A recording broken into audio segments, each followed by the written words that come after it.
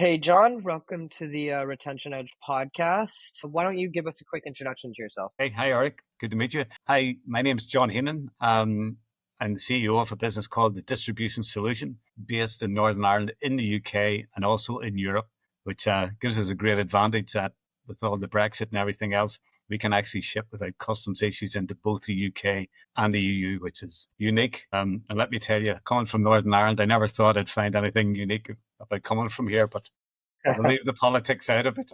We've been in the fulfillment business. I think we started just before about 1998. We used to be in the travel brochure business. We had a client said to us they're going to put their brochure on a thing called a CD-ROM. And we thought if this thing catches on, we'll be out of business. Slowly but surely. And actually, this is a true story. I went and bought a book and a CD set of Rich Dad Poor Dad, Robert Kiyosaki. And that was about 1999, and it was $50. And I went FedEx overnight international shipping, $50. And I go, seriously. But I wanted it, so I bought it.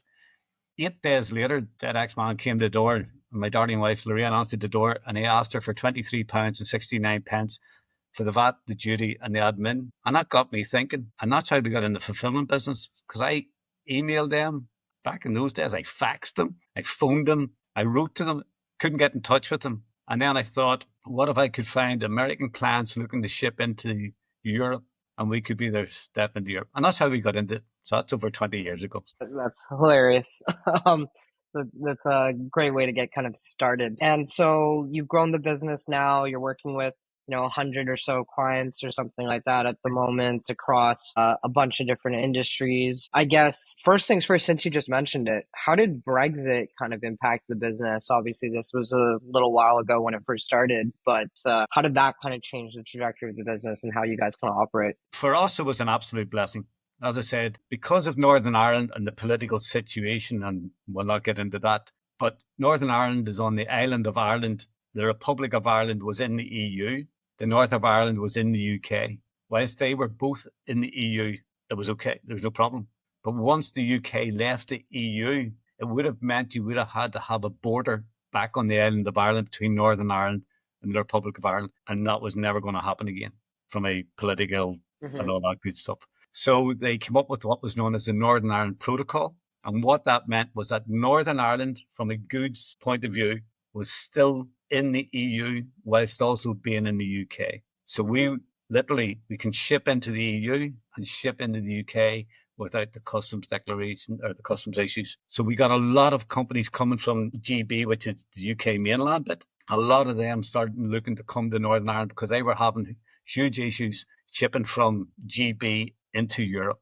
And by basing their operations out of Northern Ireland, that was solved. And so it's taken a number of years, because it's funny, Eric, even I don't think the authorities really had this sorted out at the time. It's taken a couple of years for it to settle down. And now you can see it's people are getting to understand it. And so we've got a lot of clients now coming from GB who are serving both the GB, the UK and the EU market, and they're come to Northern Ireland because it's a ideal situation. So it's been a blessing, as I say. And earlier, me and you were kind of chatting about how you've been in the industry now for 20 plus years. You've kind of seen e-commerce essentially start more or less all the way to kind of where everything is now. I guess within like the 3PL space specifically, how have you seen your job, your company's role change over the last 20 odd years? I mean, software's made a huge difference. I mean, if you go back at the start, as we were saying, it used to be everybody built their own shopping cart. We had built our own warehouse order management system. We had to integrate every single one of those. And then I'm trying to remember, there was WooCommerce and Magento and BigCommerce, and different ones came along. And then Shopify, obviously, and it's sort of made it plug and play in a lot of cases. So it's simplified a lot of things. And I think one of the challenges is it's very easy to get an e-commerce business up and running. The concept of build it and they will come is long gone on the web. Mm-hmm. And I've seen so many people put effort in, and it's not the businesses fail. It's the owners get tired and just quit. And I've seen that happen so many times. Or having an idea for a product and they can't scale it. Mm-hmm. So it's a blessing in one way, but it's also a curse. So it's every, you and me can go down to the bar, have a drink, have a beer, and by the end of the beer, we can come up with an idea for a business where let's go build a site, plug Shopify that we're in business tomorrow, and we haven't got a clue. And that happens so many times. And so obviously 3PLs and just fulfillment in general play a gigantic part in any e-commerce business, right? There's these higher and higher expectations in terms of delivery times. And well, I think a lot of that has been driven by Amazon, right? They kind of perfected that model of, shipping to the next day or shipping within 24 hours. And now it's shipping within the hour, shipping within a couple hours. How has that kind of race to fulfill orders as quickly as possible changed your business in the last decade or two? I mean, like everything, there's good and bad to it. It has definitely driven up standards. Mhm. But the downside of it, and I'm sure you even see it yourself, you see couriers come to the house. I speak to him, and the guy's dropping something off at 7:20. He's been working from 7 o'clock this morning. He's peeing in a bottle in the van because he hasn't time to stop. I mean, you can go too far with some of this. I think maybe some of it needs to be dialed back. And the expectation that this creates that I can order something, it'll be at the door in an hour. Okay, that's okay. If you look at it in communities, if I live next door to a shop, I can go next door and get it in a minute. That's grand. But one of the challenges is that we create expectations and then they're hard to meet. You have people who hear of what Amazon do and, delivery within an hour, delivery within 2 hours. Oh, I'll do that. Well, hold on a wee second. First of all, who's the market? What are you trying to service? You Mhm. got to think, you got to go a little bit deeper. And it's a bit like, well, one of the things, if you look at fulfillment in 3PL, in a certain way, it's actually part of your brand experience. So you need to be careful what you're picking, what you're getting involved in, and what expectation you're creating for your client. Mhm. And I don't think too many people think that out enough. And obviously, actually use the word brand experience, right? How do you ensure that you're helping your clients or helping even advise them in creating the best brand experience from your perspective? So first of all, identifying what is the expectation. Okay, also who is your ideal customer? What are you trying to create? What are you bringing to the marketplace? Is there a market for it? Do people value it? One of the things are like I find people they talk about added value, and they go and do something. Oh, we're going to give a free calculator or whatever. It doesn't matter. We're adding value. And I've often said, have you ever checked with the customer to see if that's actually means anything to them? I said it's a bit like I'm sure it's happened to you where you went and done something for somebody or you got somebody something and you did it for them and they barely said thank you to you and you went out of your way to do and then you found out it didn't mean anything to them, but it meant a whole lot to you. And all you do is end up hurting yourself. And I see a lot of people doing that in business and doing things what they think this is what their customer will want and this will add value. And it doesn't increase sales. They don't get retention, doesn't work.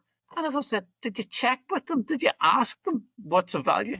So that's an area that I think, again, when it comes to brand experience and what the people expect. And you also then sometimes have to turn around and say, hold on, we're not capable of doing that. Depending on the marketplace that you're in, if you're going to produce a nice leather bag and try and go head to head with Louis Vuitton, I wish you well with that. You'd be amazed at some of the stuff people come to us with.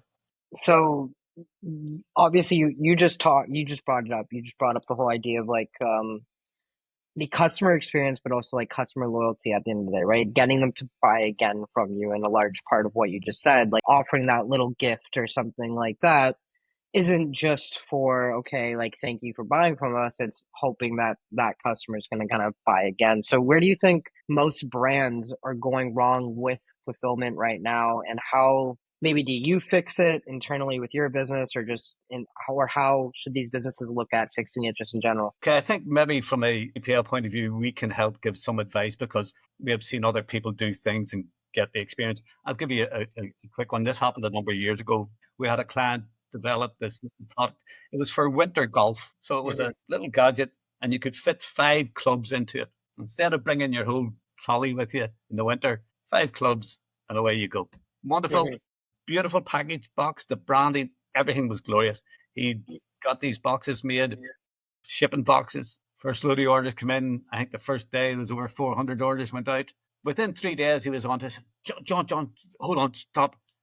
He was now getting feedback from the customers complaining that they were coming in branded boxes because people were buying them for presents and they didn't want people to see it coming to the house. So if you think about it, so I was saying to him, you were thinking your target market was golfers who played golf in the winter. His main target market was the wives and partners or husbands of partners of golfers who were buying it as presents. Because if you think about it, Eric, there's lots of things that you wouldn't buy for yourself, but you'd love somebody else to buy it for you. And that's what a great present is. And this is a great example. I never understood this before. I met a guy in the States years ago. Okay, maybe not. I hope he doesn't mind me using him.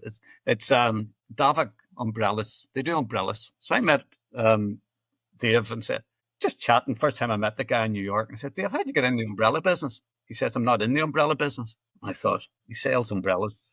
5 different types of umbrellas. He sells umbrellas. Yeah. I'm not in the umbrella business. And I says, okay, no marriage, but I don't think I'm that stupid. What do you mean you're not in the umbrella business? He says, John, our umbrella is a very highly engineered quality umbrella. You want to see them? They're incredible. You want to see the package? They are unbelievable product. He says, John, we're in the gift business. I went, wow. He's talking about understanding your business. And so if you take that, if I had got into that business and I was in the umbrella business, how I would go about branding that and promoting it and doing it would be totally different to him who got into it.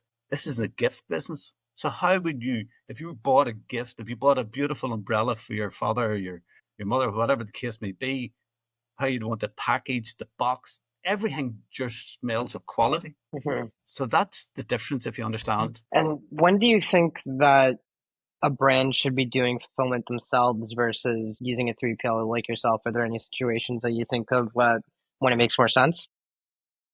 I've seen it in both cases, and I've heard great stories. Somebody starts off making things in their bedroom, and they come home from work and they get the orders and they pack them and go down to, and it's beautiful, cute story. And hey, lots of things have started that way. I've seen other people who have spreadsheets, galore and everything measured out. And I suppose to a certain extent, it would start on your own circumstances, the funding that's available to you, and how you're going to grow this. One of the biggest challenges is actually managing the growth.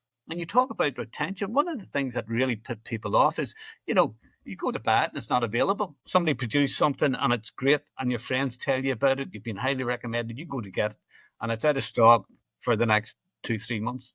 Because the supply chain, it's manufactured in China or Vietnam. It takes them a month to get the slot in the factory. It takes 2 months for it to come out. It takes another 2 months. And I've seen people produce stuff, run out of stock, and their whole business was based on bringing this on a container from China. They had to put it in the air and fly it in, and it practically bankrupted them. So my mind is, like 3PL and fulfillment. It's not just about the function of holding other people's goods, picking, packing, and shipping them. And maybe this is just me. I actually want to get to know you. I want to find out about your business. And if I can actually help you not make some of those things, that's what's valuable to me. I guess what you're saying, it's almost like risk mitigation in a way, right? Like you spend a lot of time in this space, where the mistakes that these brands are going to make are. You understand the supply chain from kind of start to finish, and so you can kind of talk to any business owner, get a laydown of how they're doing it right now, and basically get an understanding. Okay, like here's the risks with your business right now, and here's where we can kind of step in to kind of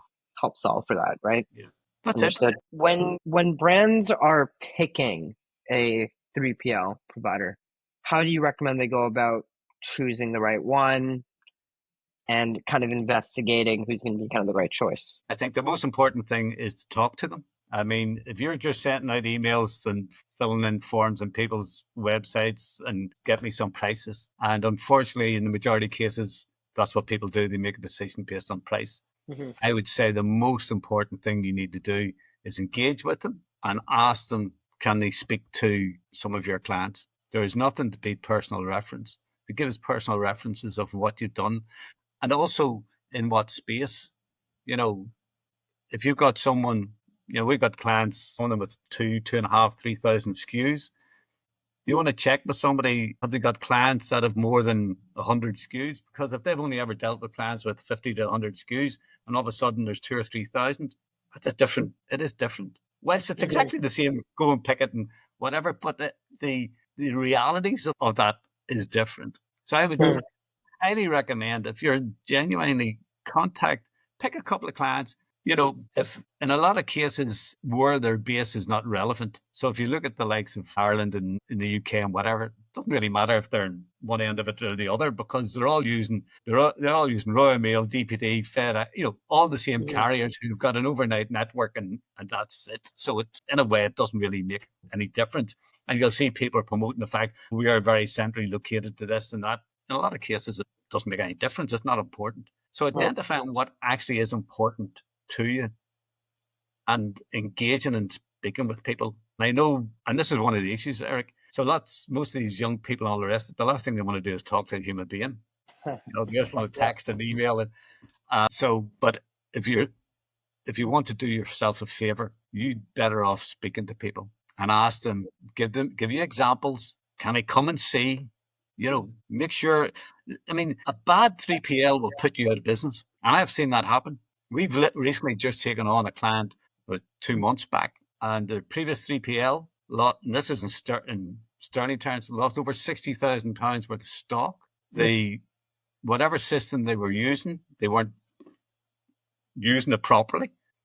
Couldn't identify stock. They couldn't fulfill orders. It was an absolute nightmare. So you have to be very careful.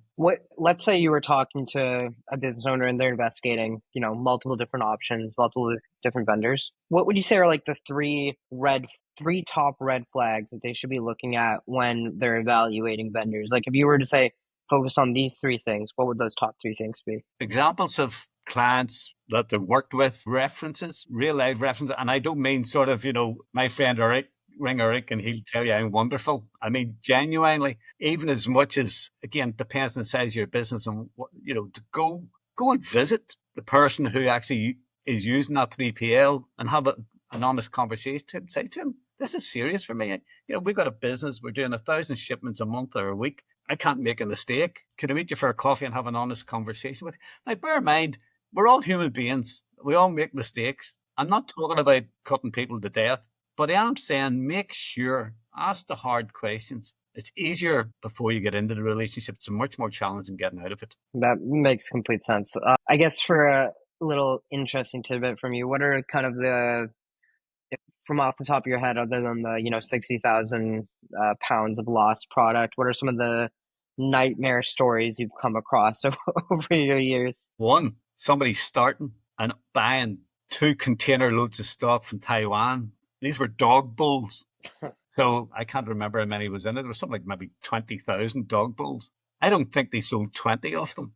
Okay, test the market. You know what I mean? Just because Yeah. you've got the money and you can go and buy this. I mean, that was, and the mad thing about that was that lady was in the market. She was a professional marketeer. Okay. And so sometimes what happens is because I do this, I think I'm great, and then I try to do it over here. There is a difference sometimes when I work for you and I do something for you, and when I work for myself and do it for myself. There's a bit of a difference sometimes. So that was one thing. Stuff getting lost. A ship came from China, docked in Amsterdam. Container was mixed, put in a lorry, gone to Germany, and it should have came. You just Yeah. and then it disappears, and then they find it about 9 months later, and it turns up at our door. You wouldn't believe some of that type of stuff that happens coming in a container, and it's been on the high seas, and the moisture in the cartons, some of the damage sometimes, and maybe they didn't insure it well enough. Mhm. Just things like that there. And then sort of closer to home, people running a campaign, and this is nearly worse. They run a campaign, it goes fantastic. They've only got 200 items and they've 2,000 orders, and it's going to take them 6, 8, 10 weeks to get replenishment. So testing markets, it is a balancing act. I'm not saying it's easy. Yeah, no, that makes sense. And so I guess if you were giving advice to someone just starting out, okay, starting from scratch, what are one, two, three tidbits you kind of give them to like make sure to get right as they're starting out? Test your market first of all. There's, we all have great ideas in the shower, in the pub. Test it out, get some samples. So if you're going to sell these, and you can get them down to £1 if you buy 10,000 of them. Well, I wouldn't suggest buy the 10,000. If you get 100 off them, you have to pay £10 for them. Go and buy 100 off them at £10. Go and see what they sell for in the marketplace. Test them, get some honest feedback. Don't just bring it to your friends. Oh, that's brilliant. You look gorgeous. All that stuff. Do some genuine testing before you commit yourself, because there's been so many disasters and so many young people get really burnt and hurt. And So, let's say you were talking to more established business, right? They're doing 1,000 orders a month, 2,000, 3,000 orders a month, whatever it might be, and they already have a 3PL. What advice would you give them to look at to see at ways for them to lower their costs, improve their speed to delivery, or any of the different variables there? What do you think that they should kind of look at, or tips that they have to kind of improve that experience? well, the first thing is to accumulate data. The most important thing is getting the data in this. So, for instance, if you've got a 3PL, you want to be checking to see, okay, what percentage of your orders are getting picked and packed within the agreed time it said would happen, Hmm. what percentage are accurate, what percentage are damaged. Measure all those different things, because there's no point just going to another 3PL and saying, can you reduce my costs? Yeah, I can reduce your costs, no problem for you. But there's three things. There's speed, cost, and quality. Which one you can only get two. That's the way, that's reality of it. And so if you want it as cheap as chips and you want it quick, well, the quality is going to be a bit ropey. But if you've accumulated that, if you're an existing business and you've been using a 3PL, you should have good, accurate information. And that's the most important thing, making sure, our warehouse management system produces phenomenal reports. You've also got to be careful, Eric, because there's also this thing that, where information rich and analysis poor. We've got loads and loads of information, and you haven't got the time to analyze it. So getting to understand what's actually important, what's important to your client. We talked about the brand experience. So what's actually important? Hmm. And if you think about it, what tends to happen is that, it's whatever squeals the loudest you react to. But there could be an undercurrent in your business that you're not watching, that people don't come back. Any agent can sell something once, sell it twice, there, build a relationship with the client. So that type of thing. And again, go and ask your clients. People like to be asked questions. It makes them feel part of it. If you tell me what to do, you're managing me. But if you ask me questions, you're leading me, you're engaging, you're drawing me in. That makes sense. John, thank you so much for doing this. Really appreciate it. I think everyone listening would have got a lot of very valuable advice, whether they're starting something from scratch or they're a little bit more established and they kind of know what to look out for. Appreciate you doing this, man. You're very welcome. Great to talk to you. Thanks.